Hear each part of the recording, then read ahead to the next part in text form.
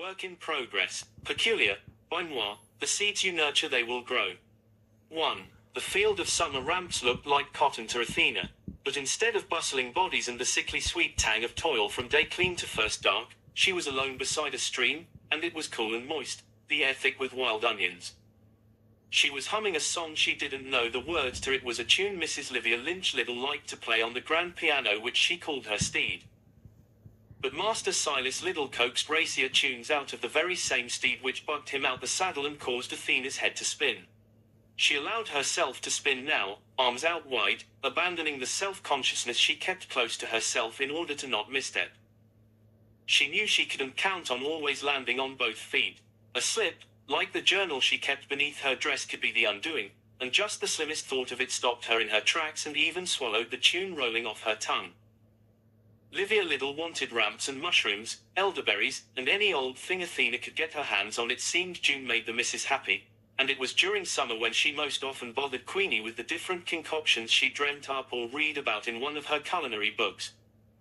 She even attempted to teach Queenie recipes right off the page, though she knew her cook was of a low-learning disposition. And of course Master Little didn't approve. So the missus resigned herself to teach through example, instead. I believe a lady should get her hands dirty every now and again, she liked to say, and I believe neggers with the right coach are capable of executing complexer concepts than we give credit for.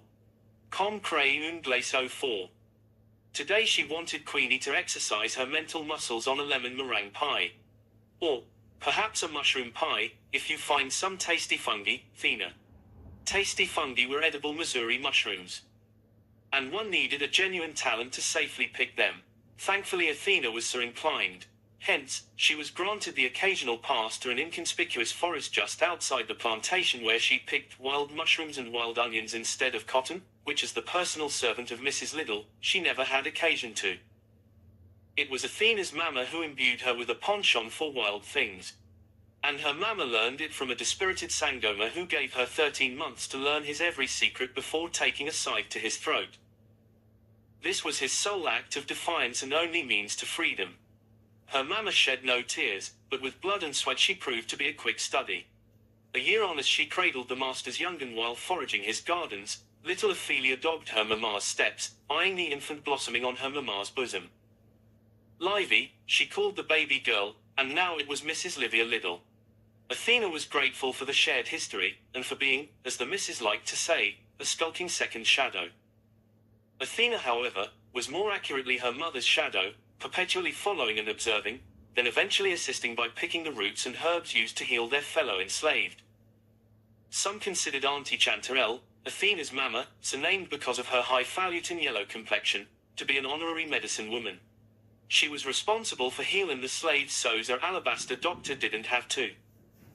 It was a somewhat unspoken agreement and Chanterelle took pride in her work.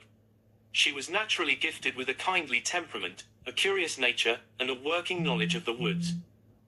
Traits her daughter inherited, along with finding favor with Lynch kinfolk, and now little kinfolk, making Athena feel she'd acquired abundant wealth from her mamma. Her mother had been a wise woman with a way of seeing the bright side to things. The missus had called it optimism, but that word, Athena felt, had been her mamma's Achilles heel. Optimism for a slave was beyond foolhardy, it was downright insane, and at its worst it was dangerous. Dangerous like a harmless-looking mushroom. Athena hunted for the dead parts of trees where mushrooms conspired to hide.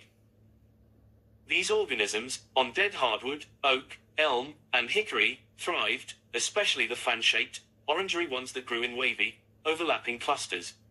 As long as the gills didn't descend past the stalk or have a slight glow to them, they were usually safe to eat.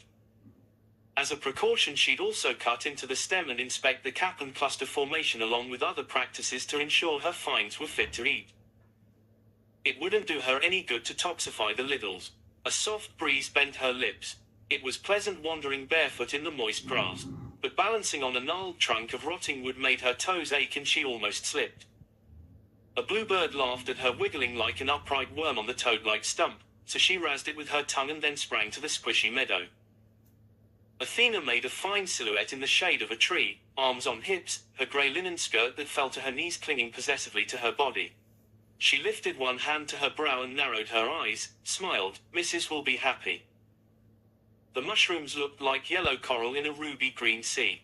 They were a rare find and a favorite, with their woodsy flavors and delicate texture. She untied the oat sack that was draped across one shoulder and dropped it to the ground. Then she stepped to the tree, stopped and peered up between the branches. This was the tree, wasn't it? And it had been on one of them branches that a poor white boy climbed to when he was swarmed by hornets. Said his face was mush and neck twisted from the fall. She'd mentioned to her mamma once while pointing at a giant nest, how it looked like a kinda strange fruit. Her mamma whispered as they slowly backed away, "There's many things can harm a fool in a forest." Athena figured that white boy had been a fool in a forest.